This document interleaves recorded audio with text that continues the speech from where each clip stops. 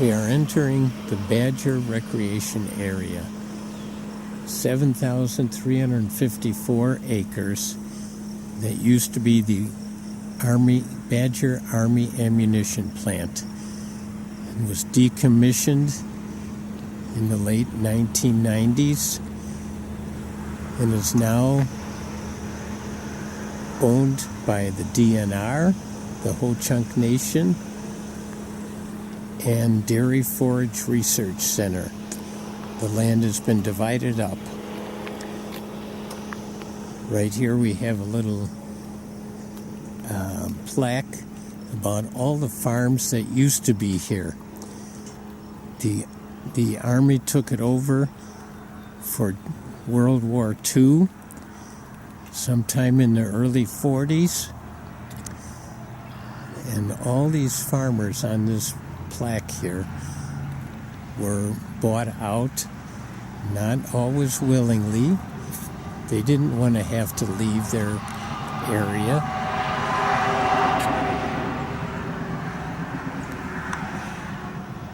But they were paid something, not always a great price for their land, and told they had to leave within a couple of months. It was not an easy time for them. Part of the feeling was, though, patriotism.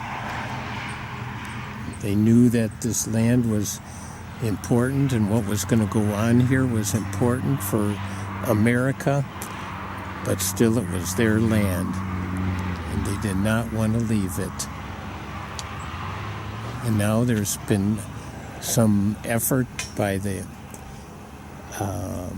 conservation organizations to restore some of the old prairie land. And there's a museum here with very interesting exhibits about what used to go on here, how they used to make the propellant, not the actual bullets, but the propellant for the bullets and the shells for the war. For World War II, for the Korean War, and part of Vietnam. All around on the roadside are these yellow flowers. And it isn't invasive, but it is pretty. And it doesn't really crowd out a lot of native plants. It was brought in to take care of erosion along road construction, and it still serves that purpose. It is an invasive called birchfoot trefoil, and it's a very unique looking flower. And then some fleabane daisy, which has an interesting story to it, that back in the old days, the horse and buggy days, when riders would stop at a house, an inn, the innkeeper would pluck the flowers and put them in the pillowcases to try and keep away the fleas. Because back in those days, showers were not a daily activity. And there's some mullein.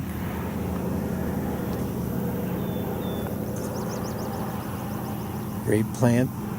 Sometimes the leaves are called lamb's ear. Sometimes they're called outdoor toilet paper. Lots of different kinds of things here. Here's a little bird. A prairie is important. Certain birds, certain bugs, certain animals only live on prairies. And prairie lands, prairie habitat, is a endangered sort of habitat right now. Here's one little inhabitant. Signs along the roadway indicate if it's DNR land or Ho-Chunk land or dairy forage land. And right now, the DNR land is open to the public.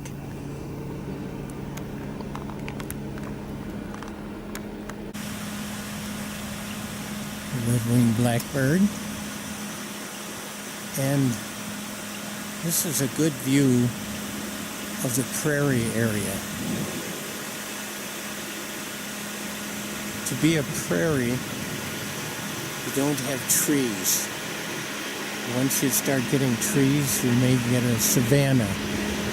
Now, if you look off in the distance, there's a little rise out there. That's a moraine. We talked about a moraine forming Devil's Lake. The glaciers, 10, 12, 15,000 years ago, moved down, brought sediment, brought rocks, brought boulders. And then at the end, where it was melting and pushing forward at the same time, the sediment would stop and form a hillside there. And that's what caused Devil's Lake. And that's what's happening right out here too. A moraine, sediment, the hillside. We're going to be traveling around, see if we can see some unique prairie plants. On this side of the road, it says State Recreation Area. And just across the road from here is the bison sign. So it's okay to be on this side here, owned by the DNR, and the private property owned by Ho-Chunk. It's not okay to be on. We do have another yellow flower here. It's called a cinquefoil. And it's all around in this area here. Oh, and it looks like an asparagus plant out there.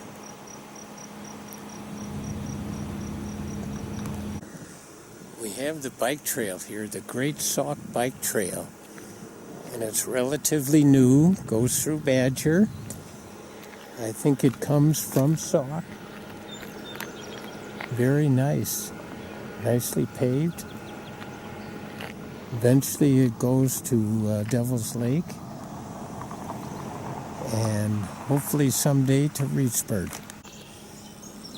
The unique thing about the roads in this area, what looks like railroad ties here, railroad tracks, are here because even when it was a ammunition place, they did have grazing cattle here.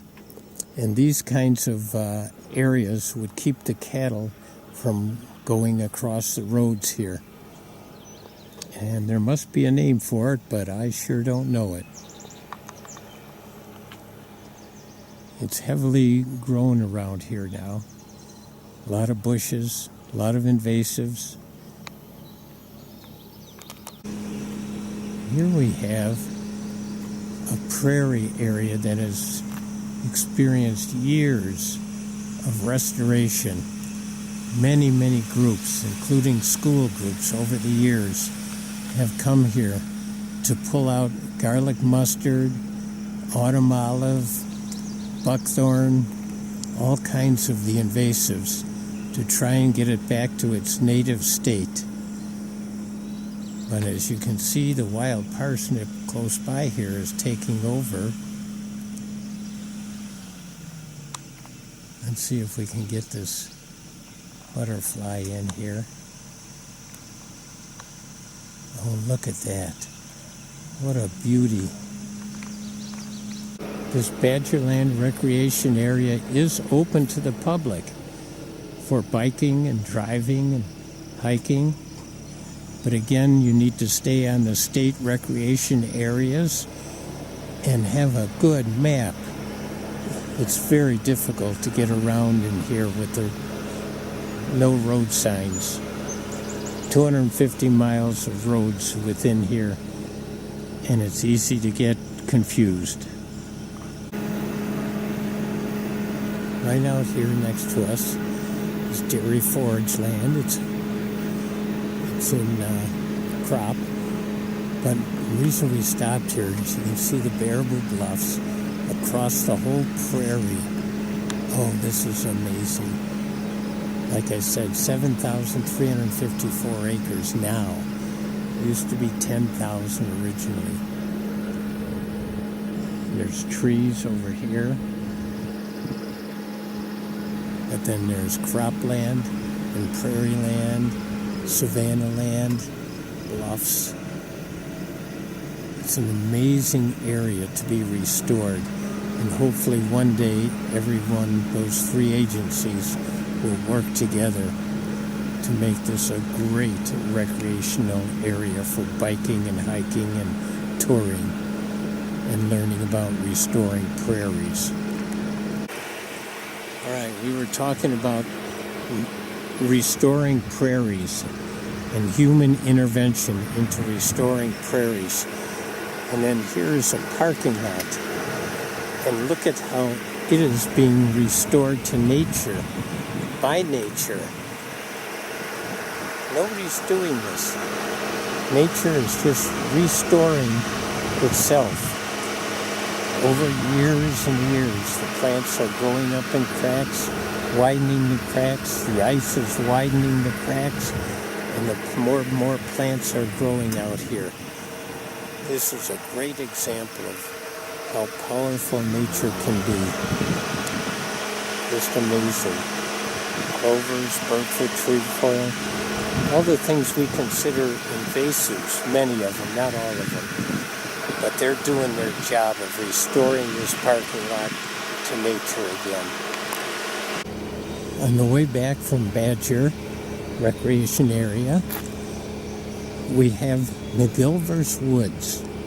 It's a state natural area. And we're looking into the woods here. There is a parking area, and it's off Hoot Owl Valley Road. Oh, I love that name. All roads should be something like that. Hoot Owl Valley Road. And it's a very scenic road also. But look inside these woods here. It's deep and dark. In the springtime, it has great wildflowers all along here. One more state natural area that you can come and visit.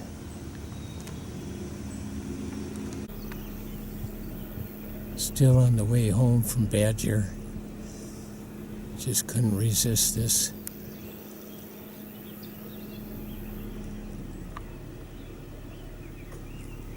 It's an interesting area here along Highway 136, 154. I'm not sure, whatever it is. There's scrapes on both sides. They're great areas for habitats for frogs and toads and birds, plants. Very nice.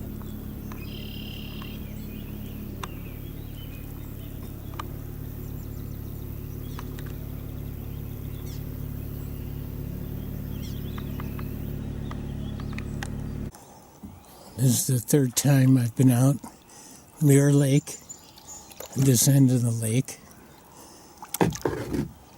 The other times was earlier in the spring. But it's like I tell the kids, don't ever get bored with going to the same place over and over again. There's always a chance of seeing something new. It's a little bit rainy, a little drizzly right now. I'm hoping it's not going to get worse. Looks like we got some swallows flying around the surface of the water here, looking for bugs. Oh, it's always nice to see the big, great blue heron out there fishing, just standing still. I don't know if he's listening or watching. The duckweed is really thick around there. Just big, majestic birds. And they roost in trees. Amazing, huh? In big groups. Oh, looks like he sees something. Oh, that'd be great. Oh, Let's see if he's going to get some. Oh, look at that. Oh, great. Oh, that was so cool. I don't know if this is going to show up, but there's just so many swallows in this area over here. I'm thinking maybe there was a hatch, like a mayfly hatch. But I don't see any of the bugs coming up. Just lots and lots of swallows flying along just above the water level. In amongst all the duckweed here are some pretty little white flowers. And I was right about the hatch. There is a hatch going on right now. I think it's mayflies again. But every once in a while, one will pop out of the water and just fly around, and that's why there's so many swallows here. I'm going to see if I can catch one. Not a swallow.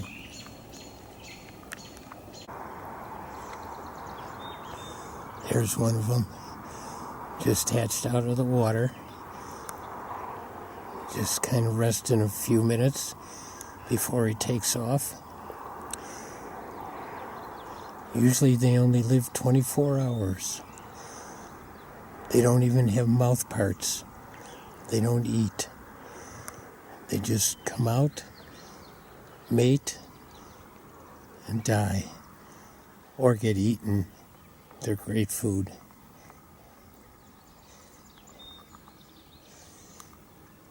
And as I said, the swallows are all around here. So this must be the area where they're hatching right now, in amongst all these weeds.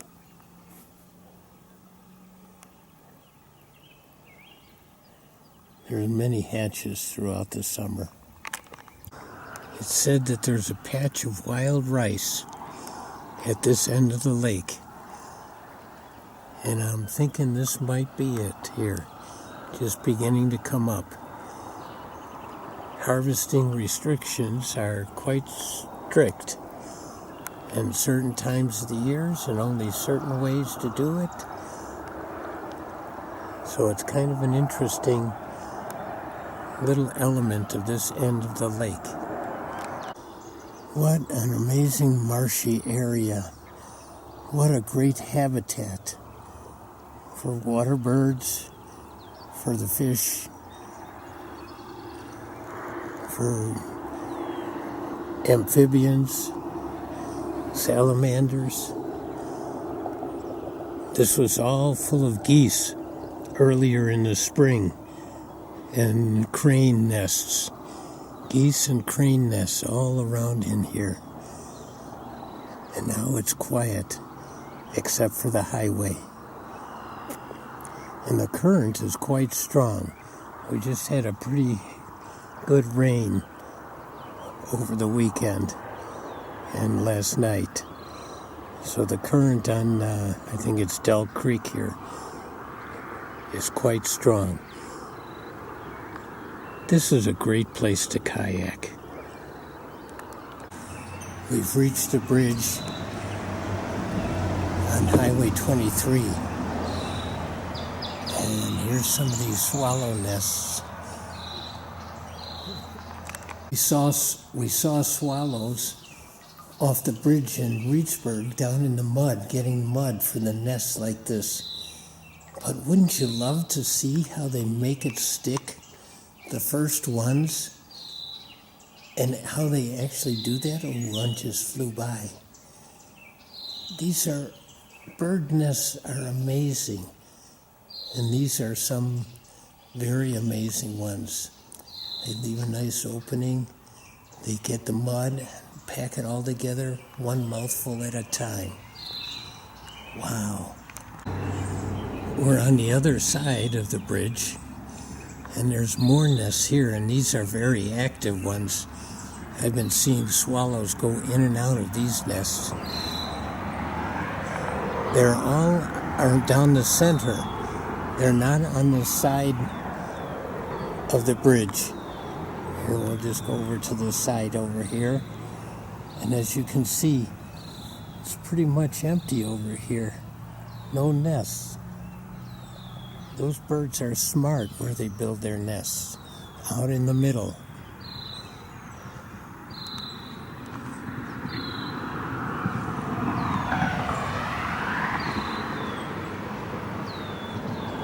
And we think we're smart sometimes. I've heard it said, oh, I guess I need to finish this now, that it used to be that if you called somebody a bird brain, that was a derogatory thing. But now that we learn how smart they are, that could be considered a compliment, although I'm not saying you should go around and do that.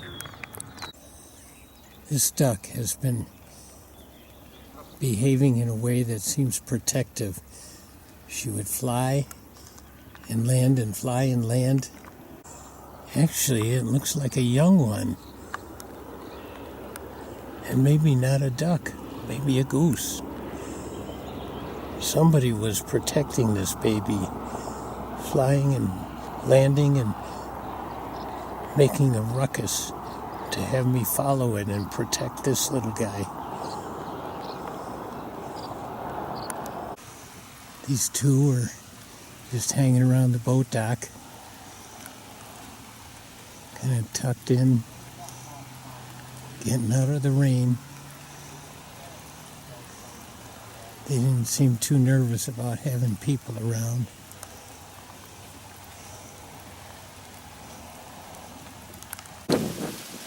This is the next day. I'm at Mirror Lake again, only this time at the other end of the lake, down by the beach. And this plant right here with these spiky tops, they look unusual, and then I feel the stems, and sure enough, they're triangle stems, and so that indicates that they're sedges. Sedges have edges, and rushes are round, and there's more to it. But I don't know it. But it's always nice to recognize a few friendly plants and a few good ones around. One of the reasons I came back here today is because I was thinking the toads will have morphed. And let's see, and they have. And they are so tiny. There's one. They are so tiny right now. There he is. One of those baby toads. When the eggs were laid in mid-May, they hatched a week or so later.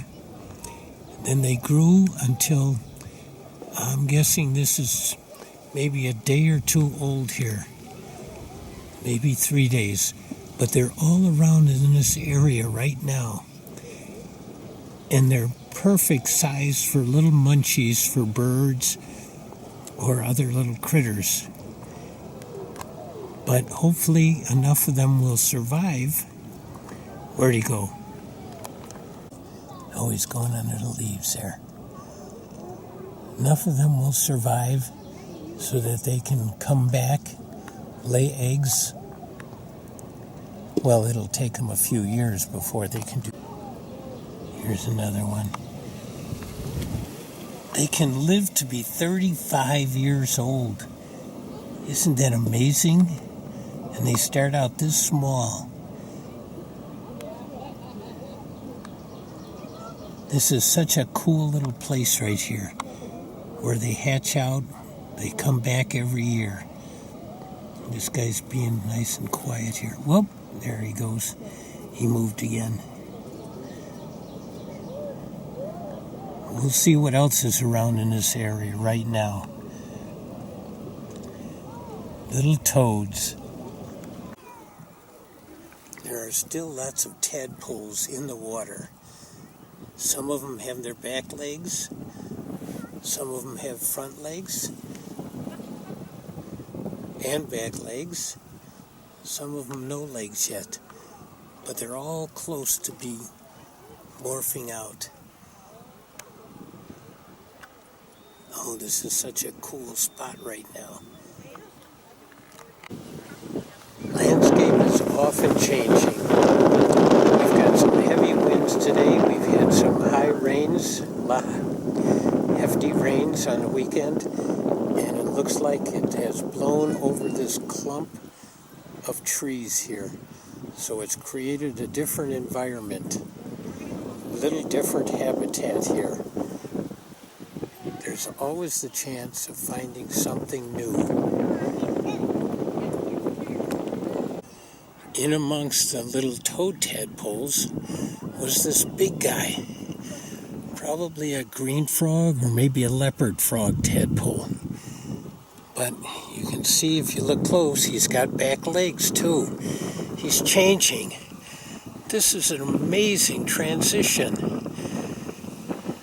So many insects and animals go through some big changes. Caterpillars to butterflies, grubs to dragonflies, nymphs to dragonflies, grubs to beetles, tadpoles to frogs, growing legs, changing the way they breathe. Oh, this is great stuff. As you can see, I'm standing mid-shin deep, and there's a lot of algae, a lot of duckweed. Don't forget, these duckweed are just little floating plants. They always float. They have roots down below them, and lily pads here. One thing that's interesting to do is to take a lily pad and gently just turn it over and see what's on the other side. Oh, this one is full of stuff. Oh my goodness. And I don't know if you can see let's see, where's my thumb? Oh, there.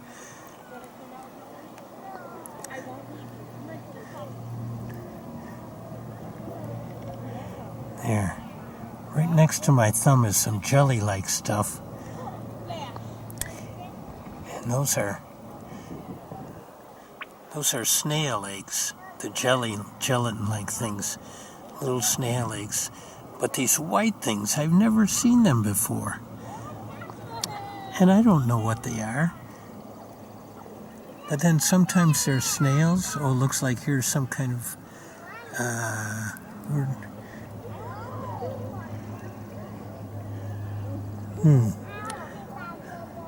I don't know what that is too.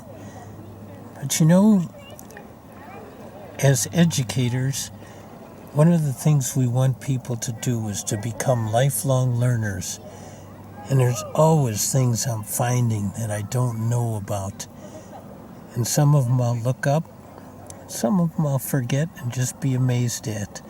And this has got so many holes in it. Something's been eating it.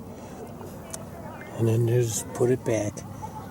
But there's all kinds of life underwater, just waiting to be discovered and learned about. Oh my gosh. I came across this big family here. Mom stopped to look at me. She's wondering what to do. Her babies can't fly yet. Oh, this is so cool.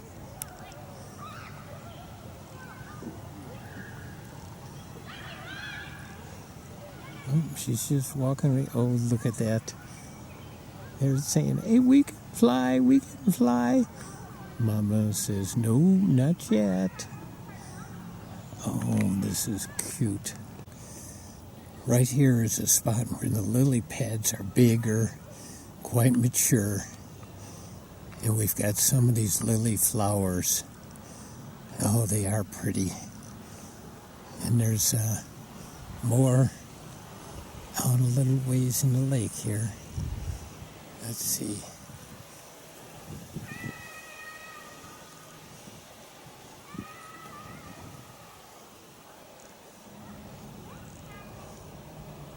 Lots of lily pads. And there were lots of flowers too.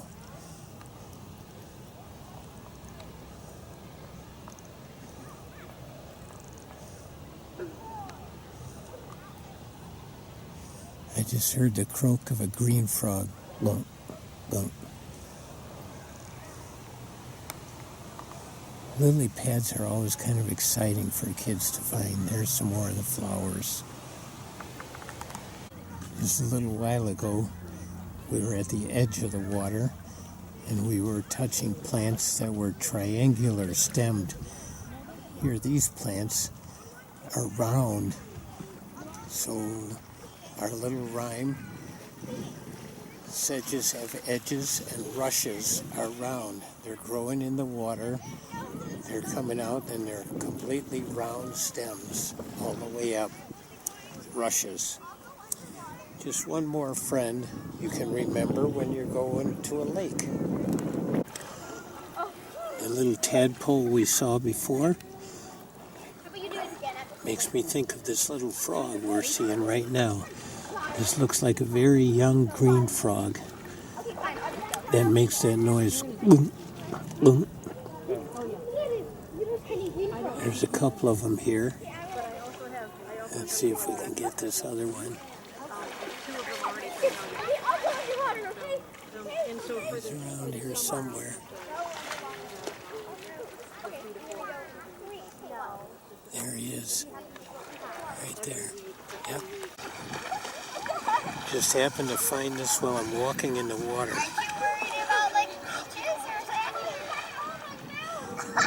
This fish was a big fish. Probably a northern. I bet at least 10 pounds. They are super predators.